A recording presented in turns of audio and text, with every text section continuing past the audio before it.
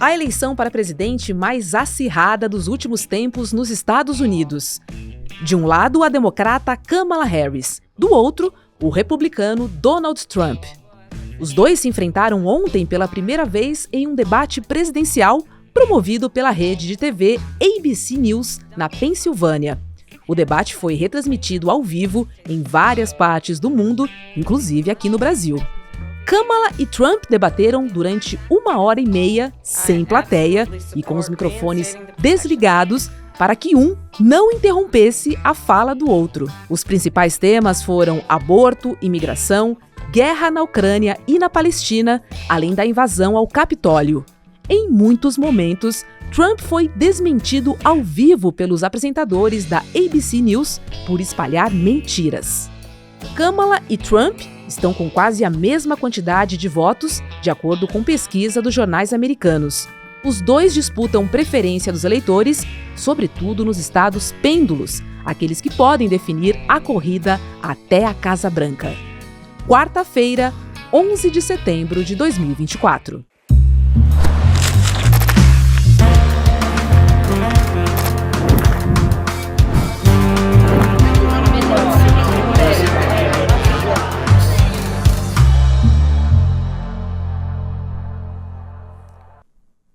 Olá, seja muito bem-vindo, seja muito bem-vinda. Eu sou a Roberta Garcia e este é o videocast em detalhes. Aqui sempre nós vamos analisar e mergulhar numa temática do dia.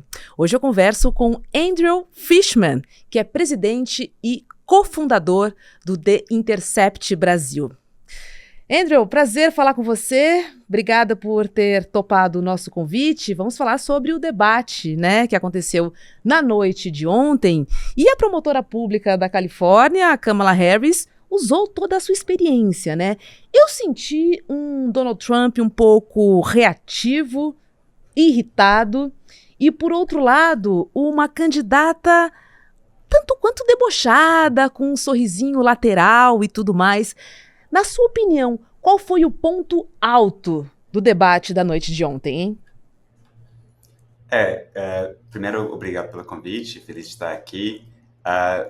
Foi um debate interessante, foi difícil dormir depois daquela. Foi um daqueles debates que você fica, depois precisa tomar um banho, Sim, o Trump, famosamente, não tem a disciplina de preparar para debate, ele não consegue seguir roteiro, ele vai seguindo o cérebro dele que tem uma tensão muito curta, então você vai desviando, desviando foco, enquanto Kamala, você falou, ex-promotora, ela é muito mais disciplinada, ela claramente treinou muito mais, e ela claramente teve uma estratégia de ficar cutucando, provocando ele, porque o que os dois queriam? O Trump queria fazer que a Kamala parece radical, esquerdalha, ele chamou de marxista, queria mostrar ela insegura, só para fortalecer essa imagem que ele gosta de projetar de alguém em controle, muito confiante, enquanto a Kamala queria fazer o Trump parecer desequilibrado, velho, no mesmo sentido que os republicanos estavam criticando Biden de não estar totalmente presente e preparado. Ela queria fazer sem dizer isso, deixar ele fazer. Olha, eu confesso que a cada sorrisinho que ela dava, eu em casa pulava, viu? Porque eu tive a impressão que finalmente o Trump encontrou um opositor à altura, no caso, uma opositora, com muita energia e uma oratória muito forte para rebater principalmente a quantidade de fake news que ele soltou durante o debate, que não foram poucas mentiras. E olha, saiu uma pesquisa da CNN logo após o debate, e nessa pesquisa diz que Kamala venceu com 63%, de porcentagem sobre Donald Trump. Isso quer dizer que as pessoas acharam que a performance dela foi muito maior. E aí eu trago um dado, porque é um resultado quase inverso, o debate entre Donald Trump e Joe Biden, que deu 67% para o Trump e 33% para o Biden. Você esperava essa performance dela, Andrew, tão superior ou algo um pouco mais parelho, hein? Olha, na última eleição, nas primárias, o melhor momento. A Câmara não foi o melhor candidato. Ela, na Uhum. verdade, sempre foi fraca, não conseguiu muito apoio ao longo do tempo, mas o momento em que ela mais destacou foi no debate, enquanto ela enquadrou Biden. E foi esse momento que alavancou ela para virar vice-presidente. Então, ela é promotora de carreira, então é confiante na fala, ela sabe preparar. Então, acho que nesse sentido, eu esperava que ela faria uma performance mais robusta, claramente mais robusta do que Biden, mas isso não é dizer muita coisa, porque aquela performance dele foi, tipo, vergonhoso, horrível, muito, muito mal. Um, e ela tem aquela controle que é necessário para enfrentar alguém como Trump, que é tão indisciplinado e cada vez mais. Então, eu sim esperava que ela faria bem. Eu acho que foi acima das expectativas de muita gente. Ela conseguiu várias cutucadas e não. Eu acho que não, ela não teve nenhum momento em que perdeu muito de um jeito que pode impactar as percepções das pessoas. Teve alguns momentos que ela não quis responder umas perguntas, falou umas coisas que, vamos ser franco, todos os políticos estão fazendo sua candidatura, precisam fazer o que eles precisam para ser eleitos. Todos acabam massageando os fatos. No caso de algumas falas, ela também mentiu, não foi corrigido igual o Trump, mas, tipo, tem mentir e tem mentir ao estilo do Trump. Ela não estava dizendo que imigrantes ilegais estavam comendo cachorros e bichos de estimação, sabe? Ela mentiu sobre outras coisas que já são mentiras mais repetidas na mídia. Um, mas isso faz parte do jogo. O papel do oponente criticar ou corrigir, ele obviamente não estava fazendo isso porque ele estava nas suas noias mirabolantes em vez de focar nos assuntos. Bacana você ter trazido esse momento do debate em que Donald Trump fala que os imigrantes estavam comendo cachorro, né? E a emissora ABC, né, que promoveu esse debate, desmentiu o Trump na hora, imediatamente. É tradição esse cuidado com fake news durante os debates? Ou a nova política também fez com que novas regras e novas metodologias fossem adotadas nos debates presidenciais, hein? Mentir em debate presidencial é tradição, sabe? E existe o caso dos assessores do Ronald Reagan, da década de 80, dizendo que não vou lembrar exatamente a frase, mas basicamente diz que vale a pena mentir porque eu posso dizer uma coisa e milhões de pessoas vão ouvir e no dia seguinte, isso é década de 80, né? No dia seguinte no jornal vai sair a correção e só centenas de milhares de pessoas vão ler, então é uma tática eficaz. É algo que é feito por todos os candidatos, foi feito por Kamala ontem, foi feito mas a questão é que na época do Trump, que é a mesma coisa da época do Bolsonaro aqui, né? Tipo, chegou em outra escala. É outro nível de universo paralelo, e isso é uma estratégia, uma tática intencional que os jornalistas não estavam muito preparados a ouvir, porque historicamente a maioria das mentiras que estão contadas são as mesmas segue o mesmo viés da imprensa. Então, falar certas mentiras sobre a guerra de Iraque, sobre o excepcionalismo dos Estados Unidos, sobre o genocídio de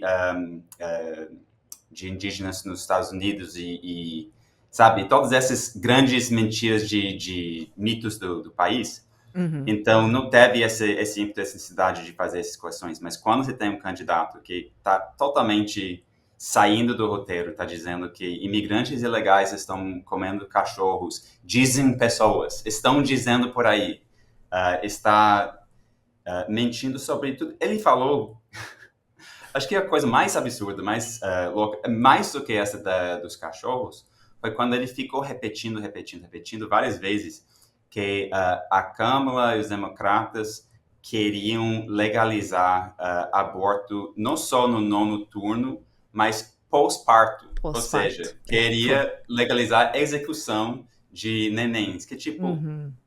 meu, é tão fora da realidade, ninguém nunca Inacreditável, cogitou isso. surreal. Ah, Mas esse tipo de coisa que ele fica repetindo, porque acredito que parte da sua base vai gostar, isso dilui o cenário, desvia o foco da, dos moderadores e da candidata, mas essa vez não é 2020, então é 2016. Já são muitos anos que as pessoas são acostumadas e tiveram que fazer certas adaptações para lidar com esse nível de mentira, para manter o mínimo de contundência e civilidade no debate. E o Trump claramente não ficou muito feliz com isso, mas não é sobre isso. é. Eu gostaria que a checagem durante o debate acontecesse aqui no Brasil também, né? Nas disputas que a gente tem visto, muitas fake news são faladas e quase nenhuma delas são rebatidas. A gente não vê checagem nos debates. Tá aí algo que a gente poderia incorporar aqui no Brasil, né? Agora, falando ainda sobre os imigrantes, Andrew, esse é um ponto forte, né, para o Trump, nas falas do Trump. E Kamala é filha de imigrantes e ela também é filha de um professor, né? E aí o Trump falou, inclusive, você é filha de um professor marxista, né? E aí a gente vê que, de fato, ele tenta pegar alguns pontos para jogar contra ela. Ele, inclusive, disse, né, que na gestão Biden está havendo uma destruição total do tecido do país. Ele chegou a dizer isso também. Ele não só falou isso, mas antes do debate, ele estava invocando, ele já usava ao longo dos anos vários elementos de retórica que são análogos a falas nazistas. Ultimamente, ele falou que os imigrantes mexicanos estavam sujando o sangue da nação. Isso é, tipo, você pode copiar, colar e botar isso dentro de um livro de história sobre os discursos nazistas da década 30 e 40 do século passado. Então, ele está usando isso como o foco da campanha, como aquele motor do ódio e da divisão, que é a base da plataforma dele.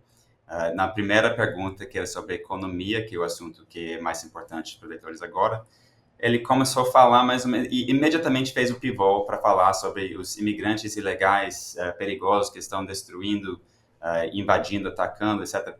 Mas tem um ponto interessante que as pessoas são complexas, os grupos são diversos e muitas vezes nas eleições os analistas gostam de agrupar todo grupo étnico ou segmento demográfico no mesma como uma coisa hegemônica. Uma coisa interessante é que existem pesquisas agora, ultimamente, inclusive um que saiu ontem, dizendo que agora o Trump está liderando com latinos, com eleitores latinos, que tem famílias terceira, quarta, quinta, sexta geração, que não são imigrantes recentes. Mas quando o Trump está dizendo que você e o seu povo são estupradores, são criminosos, etc., eu acho que para muita gente é meio chocante que esse fato está acontecendo, mesmo com toda essa retórica, esse foco. Mas o fato é que muitos dos eleitores latinos são mais religiosos, mais de famílias mais conservadores. Muitos deles ficaram decepcionados com as promessas não cumpridas dos democratas. E também tem esse ambiente de mídia do Fox News, etc., que fica repetindo as mesmas mentiras várias vezes e criando essa polarização. Então, mesmo que você acharia que isso seria um fator que ele só está conseguindo falar com eleitores brancos, racistas, sei lá o quê, na verdade ele tem, se não for a maioria, está disputando a maioria, dependendo da pesquisa de opinião, e também as pesquisas, de novo, pesquisas famosamente não pode confiar 100%, tem muitas variações, mas as pesquisas estão indicando que ele está ganhando mais apoio de eleitores negros do que tinha na última eleição, E se for isso que acontecer, seria uma coisa histórica, inédita na história recente, tanto apoio de eleitores negros para um republicano. Então, existem vários fatores que estão acontecendo aí que vão levar muitos anos para a gente destrinchar, para entender exatamente o que está acontecendo nesse momento. Mas, claramente, para ele está bancando nesse assunto e a Câmara, em contraste, está querendo desviar desse foco. Ela não quer falar sobre seu passado, sobre sua família, sobre sua raça, sobre seu gênero. Tem seus apoiadores que estão falando, mas como ela está fazendo uma estratégia de engajar com os independentes, dizem, tipo, pessoas que podem votar Trump ou democrata, em vez de alvejar os milhões e milhões de pessoas que estão desengajadas com política, perdendo a crença na política e provavelmente não vão votar, são muito mais pessoas. Ela está tentando ser mais, neutro, baunilha, não quer se posicionar nem tão forte para cá, nem para lá, para poder apelar para esse eleitor que é mais conservador, mais pela direita do que talvez a base seja. Ela tem falado muito com a classe média, né, Andrew, também. A gente vê o foco dela bem nesse público. Queria falar um pouquinho sobre a cultura dos eleitores, sobre a cultura estadunidense. Que tipo de comportamento é desejável para um presidente? Alguém mais com uma postura masculina, forte e truculenta? Ou uma mulher combativa, uma mulher que tem uma oratória muito forte também e que traz temas importantes para as mulheres, para a classe média, para a saúde dos estadunidenses. Queria falar sobre comportamento. Culturalmente, o que atrai mais o eleitor estadunidense, hein? Isso é muito difícil responder, porque na cultura política americana existem muitos big dados, né? Eles fazem muita segmentação e tentam ver cada categoria, quais são as opiniões predominantes desse grupo, desse segmento, desse subsegmento, e particularmente só nos estados que estão em jogo, porque a maioria da nação, por causa do sistema de colégio eleitoral, já está decidido, basicamente. Já não pode fazer muita coisa para mudar o resultado, e se ganhar a maioria, todos os votos daquele estado vai para o candidato que ganhou a maioria. Então, acaba sendo uma coisa meio difícil de entender no início, que o que eles precisam... Essa eleição, provavelmente, igual às últimas eleições, vai ser decidido por uns 40, 50, 80, 100 mil eleitores em 1, 2, 3 estados. Esse é o nível de margem que estão disputando. Então, são esse subgrupo que eles estão alvejando, e essas são as pessoas que eles querem engajar. E existe disputas sobre quem são as melhores pessoas para serem alvejadas, como eu tinha citado antes. Você quer disputar as pessoas que podem votar ou para o Trump ou para a Câmara, ou você quer jogar para os milhões e milhões de pessoas que estão desengajadas, que estão faltando crença por causa de várias promessas que não foram cumpridas. Então, existem vários jeitos que você pode responder isso, mas eu diria, no meu feeling, é que as pessoas, tanto da direita, tanto da esquerda, apoiadores de Trump, Câmara, nenhum dos dois. E eu acho que a Câmara está apelando para essas pessoas que são dizendo, olha, esse cara maluco, eu não quero que ele ganhe. Então, eu votaria em basicamente qualquer pessoa que não seja ele. Tanto que a Câmara tem os níveis de apoio que são muito parecidos com o que o Biden tinha. A gente sabe que Biden não era um candidato que tinha muito apelo ultimamente. Ele está com demência, está afastado, etc. Mas para essa pessoa que não quer o Trump, é claro que a Câmara é um contraste mais forte com Trump do que o Biden ou era. Então, nesse sentido, me parece que pode ser uma vantagem para o eleitor que está mais focado nesse pegada emocional, que claramente essa pegada emocional que determina as eleições. Então, pode É. ser uma coisa importante. Os candidatos abordaram vários temas importantes para os estadunidenses, né? E claramente a gente viu lados opostos quando eles falam sobre o aborto, quando eles falaram sobre a Ucrânia, quando eles falaram sobre a criminalidade. Agora, o Trump também disse que criou uma das maiores economias do nosso país. E já emendou outra falando que a criminalidade tinha aumentado muito nos Estados Unidos, sendo que o próprio FBI, né, mostrou uma tendência de queda nos crimes violentos. A gente viu dois lados opostos que claramente se manifestaram no debate de ontem sobre vários temas importantes, né, Andrew? Sim. A questão de criminalidade foi desmentido ao vivo pelos moderadores. É fato que faz parte dessa campanha de incentivar o ódio e os lados negativos das pessoas, a raiva. Então, ele fica repetindo isso porque está totalmente ligado com as alegações contra os imigrantes. A criminalidade aumentou porque os imigrantes ilegais estão entrando e estão destruindo tudo. Que é uma invenção na cabeça dele, mas uma invenção muito útil e tem muitos eleitores deles que acreditam nisso, que não têm contato, tipo, não moram perto da fronteira, por exemplo, e acreditam que é isso. Então, uma mentira eficaz, se não for, ele não estaria repetindo ainda há 8 anos. Sobre a questão de Ucrânia, eu acho que existe muito mais nuance aí.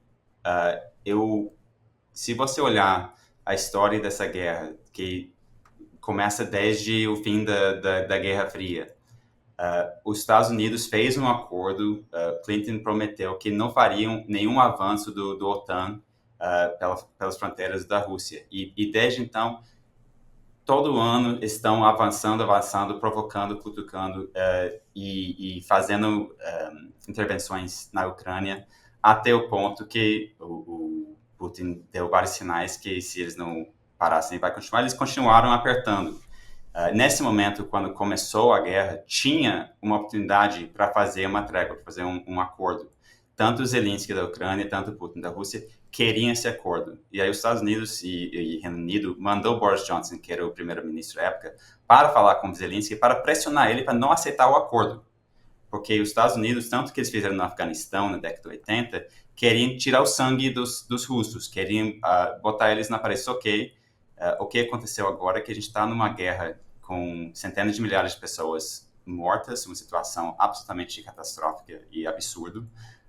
E talvez não seja pelos motivos corretos, talvez não seria o resultado ideal, mas eu acredito, isso é opinião minha só, que se o Trump for vencer, provavelmente aceleraria o caminho para um acordo entre Ucrânia e Rússia. Talvez não com os termos que a Ucrânia gostaria, mas eu fortemente acredito que os Estados Unidos traiu a Ucrânia. Tem família de lá, descendência de lá. Eu acredito que os Estados Unidos traiu a Ucrânia para fazer uma peça na sua nova Guerra Fria com a Rússia, e isso é uma grande pena. Então, ele falou várias mentiras sobre isso quando ele estava discutindo, mas nesse sentido, eu acho que o senso comum em Washington, que tem esse apoio, eu acho que está ignorando vários fatos importantes sobre o contexto desse caso. E aí, sobre os direitos reprodutivos, isso é um tema extremamente importante nessa eleição e foi determinante na última eleição, 2 anos atrás, para o Congresso. Porque os republicanos emplacaram a maioria no Supremo Corte e tiraram a obrigação de legalizar o aborto nacionalmente. Então, todos os estados republicanos estão retirando os direitos. E mesmo os republicanos assustaram, porque, tipo, parecido com o que a Kamala disse, que existem casos em que as pessoas, tipo, não querem um aborto, não necessariamente que você... Igual o Lula fala, tipo, eu não apoio Sim, é o mesmo daqui, aborto, né? mas é uma questão de direito, de saúde, não é... De saúde da mulher, Isso. completamente. Então, o Trump, na última eleição com Biden, foi muito cuidadoso, à medida que ele consegue ser cuidadoso em dizer, eu não apoio, mas eu apoio para agradar a base, mas não ofender várias pessoas da base que realmente ficaram chocados com isso e olhando uma situação um caminho muito assustador e extremista do governo dos Estados Unidos se a gente seguir nessa frente. Então, é um tema muito importante para os democratas para conseguir converter esses votos em disputa. E foi um ponto que acho que ela conseguiu emplacar bem. Eu lembro que as eleições estão marcadas para o dia 5 de novembro, tá bom? Então a gente vai continuar acompanhando essa história, não tem nada decidido. Vou agradecer ao Andrew Fishman pela participação aqui no Em Detalhes. Desejar um bom dia a você. Obrigada, viu? Obrigado, Roberta. Olha, gente, vem aí a nova série documental do ICL. É isso mesmo, Bets, Apostas Online, vai trazer à tona tudo o que tentam esconder sobre como as plataformas operam e levam famílias à ruína financeira e também emocional. É muito grave, gente. O documentário expõe também os esquemas de corrupção, manipulação de resultados e a ligação das apostas com o crime organizado. Ninguém quis dar entrevistas, viu? Jogadores, influenciadores, patrocinados por bets, empresas de apostas, empresários do ramo e também presidentes de clubes. Mas o ICL, reconhecido pelo seu jornalismo corajoso e independente, vai revelar, sim, como é que as bets funcionam. Então garanta a sua vaga para esse lançamento da nova série original do ICL. Você vai assistir o primeiro episódio e também trechos inéditos. Acesse emdetalhesicl.com.br. Olha, o Em Detalhes de hoje fica por aqui. Para você que nos acompanha pelo YouTube, agora é hora de mercado e investimentos com Débora Maganha e André Campedelli. Eu vejo você aqui no ICL. Tchau! Pois é, não sou muito craque de bola não, mas eu tenho certeza que depois de você assistir eu mexendo com a bola aqui, o algoritmo da sua rede social vai te entregar uma propaganda de bet. Elas tomaram conta de tudo, dos canais de televisão, das redes sociais e também tomaram conta da vida das pessoas mais pobres do Brasil. As pessoas estão viciadas, endividadas, algumas tirando a própria vida por conta disso. O brasileiro mais pobre gastou mais dinheiro em apostas no ano passado do que com arroz, por exemplo. E a gente vai denunciar o que está sendo feito, porque isso envolve as maiores organizações criminosas do país, envolve políticos, envolve canais de televisão e todo mundo tem medo de falar sobre isso. Para você assistir o lançamento da série documental Bets, o jogo sujo que ninguém comenta, e no dia 19 de setembro, uma quinta-feira, às 8 horas da noite, a gente vai estar junto para assistir cenas e declarações chocantes que vão abalar as estruturas desse mercado. Dia 19 a gente se vê.